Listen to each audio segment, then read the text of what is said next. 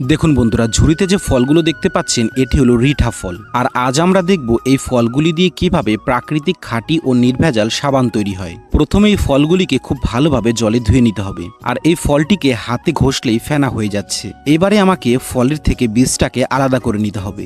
এবারে এই ফলগুলোকে একটি হামনদিস্তায় কুচি কুচি করে নিতে হবে, যাতে খুব সহজেই একটি কাপড়ের পুঁটলিতে ভরে রগড়ালে এর রসটা বেরিয়ে আসে।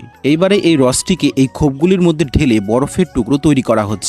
এইবারে রসের জমে যাওয়া বরফের টুকরোর সাথে কাস্টিক সোডা মেশানো হচ্ছে, যেটা সাধারণত সাবান তৈরির কাজে ব্যবহার করা হয়। আর এই যে তেল দেখতে পাচ্ছেন এটি হলো ক্যামেলিয়া বীজের তেল, যা সাধারণত রূপচর্চায় ব্যবহার করা হয়। এইবারে এইসব উপাদানকে একসঙ্গে মেশালে স্বচ্ছ গাঢ় তরলে পরিণত হয়ে যাবে। এবারে ফাইনাল প্রসেস, সাবানের ছাঁচের মধ্যে ঢেলে শুকিয়ে নিলে দেখুন তৈরি আমাদের ভেজাল মুক্ত সাবান, যেটি ব্যবহার করলে আপনার ত্বক হয়ে উঠবে উজ্জ্বল। ভিডিওটি ভালো লাগলে একটি লাইক করবেন, আর হ্যাঁ, ভালো লাগলে সাবস্ক্রাইবও করতে পারেন।